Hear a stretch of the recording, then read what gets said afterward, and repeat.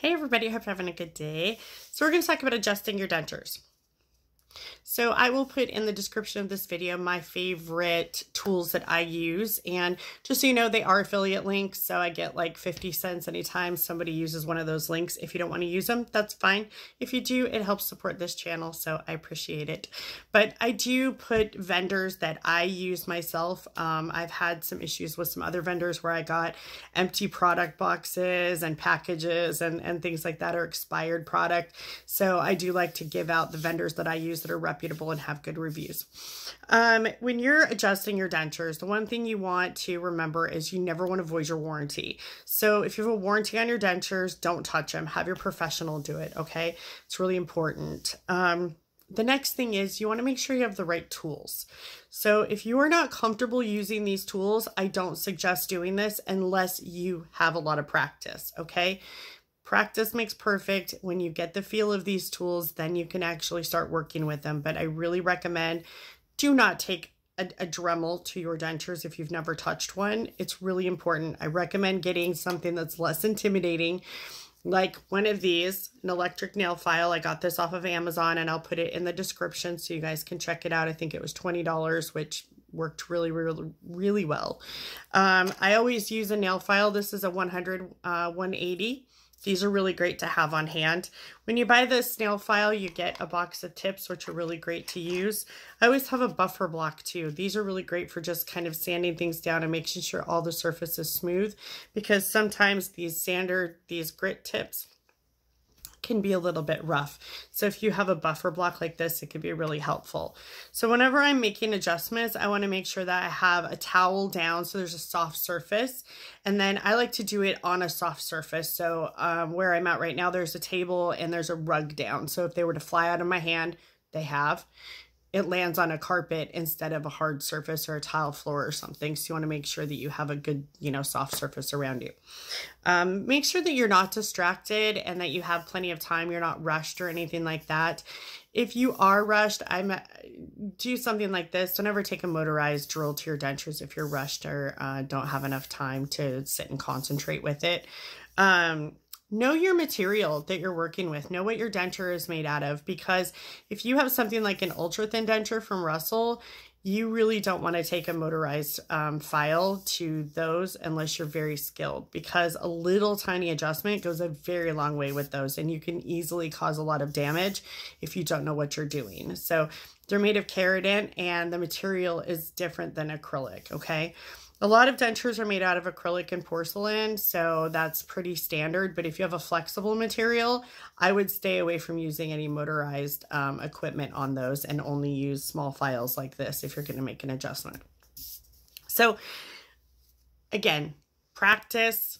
Hard plastic, something like that. Go get a little block of hard plastic and practice with your file before you take them to your dentures.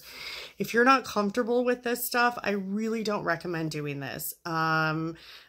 It's better that you take them to your professional and have them do it. But if this is your last resort and this is something that you want to dip into, then it's totally on you. Okay.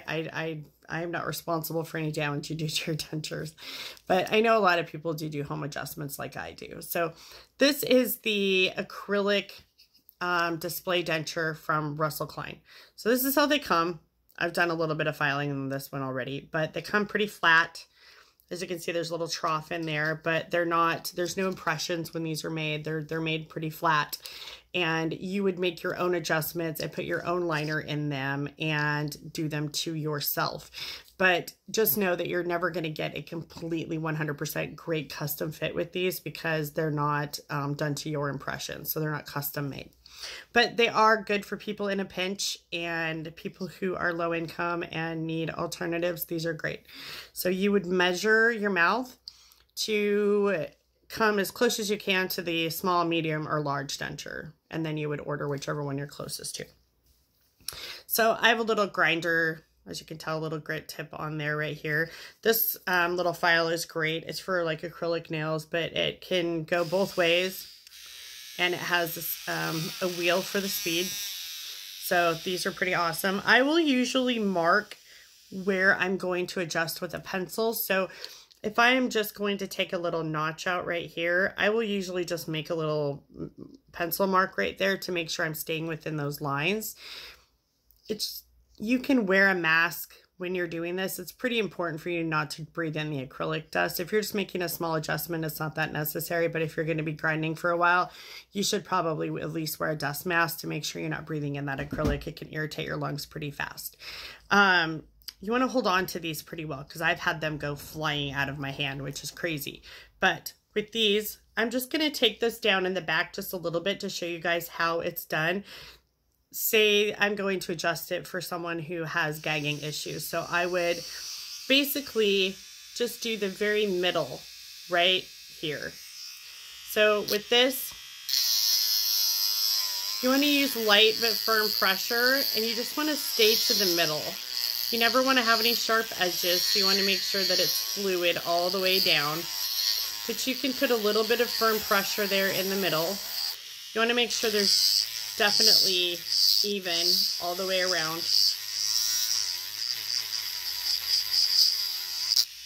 If you were going to horseshoe it, you would actually take it all the way down the roof right here. You would actually go pretty deep right there. Now, that's a risky procedure because it doesn't always work, and people that want to horseshoe usually end up needing some sort of adhesive at some point. Whenever you take down your denture like this, you are losing suction. So just keep that in mind, that anytime you're going to do something like this, you are compromising that suction. That's important to remember. But if you have to compromise between suction or gagging, I would compromise the suction.